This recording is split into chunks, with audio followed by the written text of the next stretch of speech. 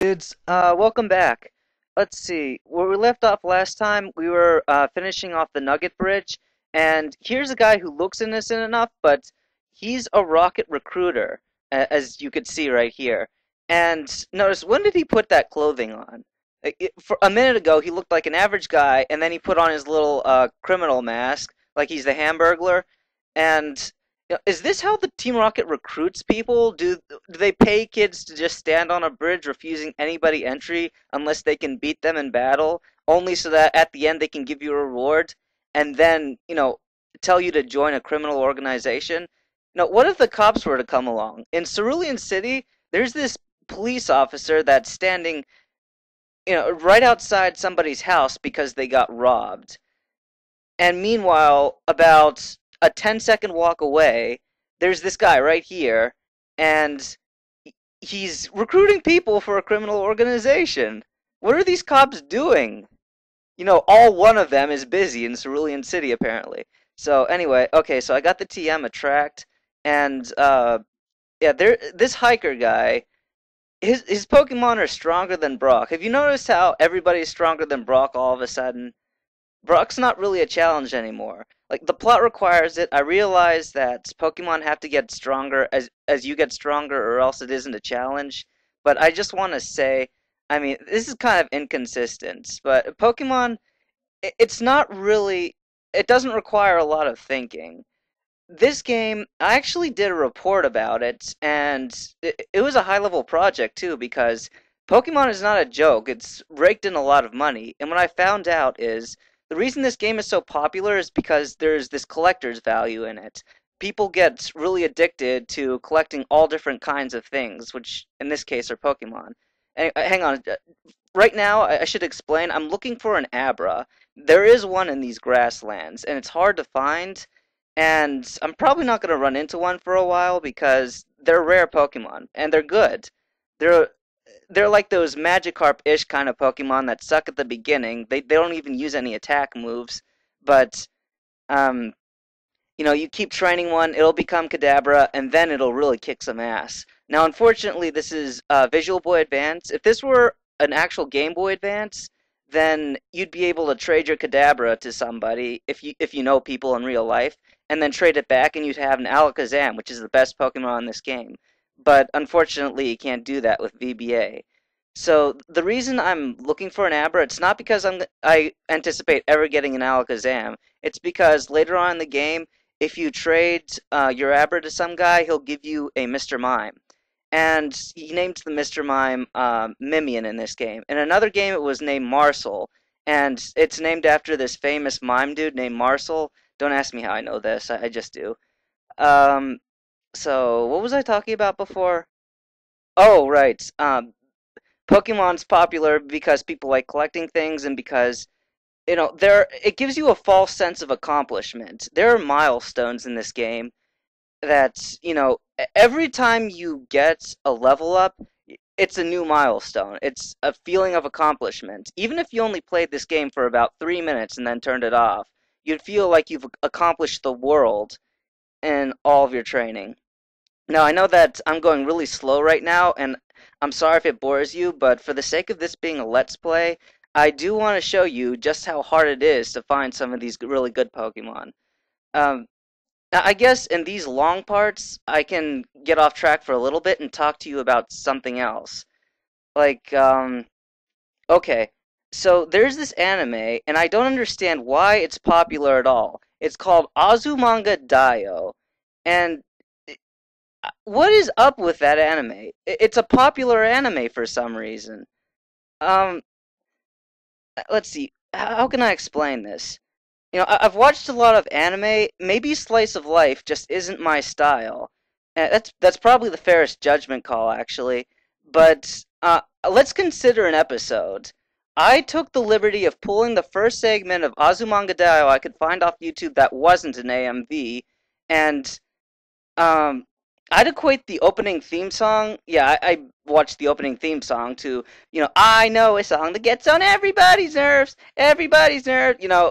It was so annoying and random of an opening theme song, and it really suits the show well because I couldn't get that tune out of my head. It's an unforgivable evil, I think. Go listen to that opening theme sometime. Yeah, I know I'm about to curse you here by telling you to listen to the opening theme song, but once you listen to it, you'll see what I'm talking about. It is so annoying. But anyway, forgiving the opening theme, which is hard to do for me. Let's see. About the actual show itself, it's maybe I just saw a bad episode on YouTube. I think it was episode 11 that I watched. I forget right now. But there's Abra. Okay, okay. I'll get back to Azumanga Daioh in a second and why it sucks. But first off, let's catch this thing. Okay. What I'm gonna do, I'm going to make a save state out of this, and I know that it's like pretty much cheating. You can't do this with an actual Game Boy Advance, but um, I don't want to waste your time, and if I fail to catch this Abra, you see, like that, it just runs away, and then I have to look through that grassland for another 3 minutes trying to catch it, and I don't want to do that, so I'm just going to keep throwing Pokeballs at it, going back in time and throwing Pokeballs until I've caught it. And it's pretty easy to catch. I mean, you'll get lucky. Yeah, see, like that, I got pretty lucky there, and I managed to catch it. But anyway, so we got Abra here, and let's check its nature. I'm not gonna keep this Abra, but what the heck? Okay, careful nature. So that means that Abra is his special attack lowers, which is pretty bad because special attack is his best ability, and his special defense rises. So that's not worth it. But screw it, we're not gonna keep him anyway. I'm not sure why I just fought this guy. I wasn't thinking. He's an optional trainer. You don't actually have to fight him. Um, Okay, so anyway, Azumanga Daioh. I'm really sorry that I introduced this to you, but I have to get this rant off my chest. Let's see. I watched the dub version of Azumanga Daioh, and admittedly, not this is not the Japanese version, but the voices were really irritating. The English voices, like half of the girls were tomboyish in their voices. They growled as they spoke. That's yeah, it's kind of it's not very attractive to me as a guy.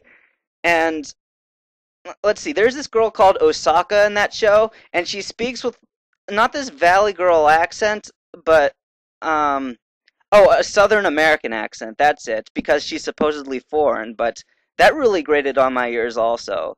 Okay, plus the school uniforms and the classroom background, this scenery gets really monotonous after a while. You're looking at the same stuff all the time. The only difference is the girls' faces. And the plot itself, if it's fair to even call it a plot, it takes for freaking ever to move from one scene to the next scene.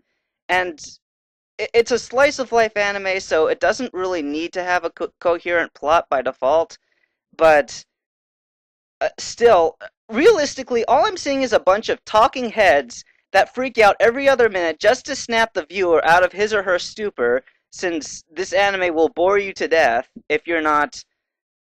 Why would you be sucked into it? But if you're not sucked into it like I wasn't, then you're going to be bored, and they just kind of freak out sometimes to snap you out of your stupor. But anyway, pretty much, if I were to record the day of a day in the lives of Japanese fangirls and then convert it to anime format, I'd have Azumanga Daioh.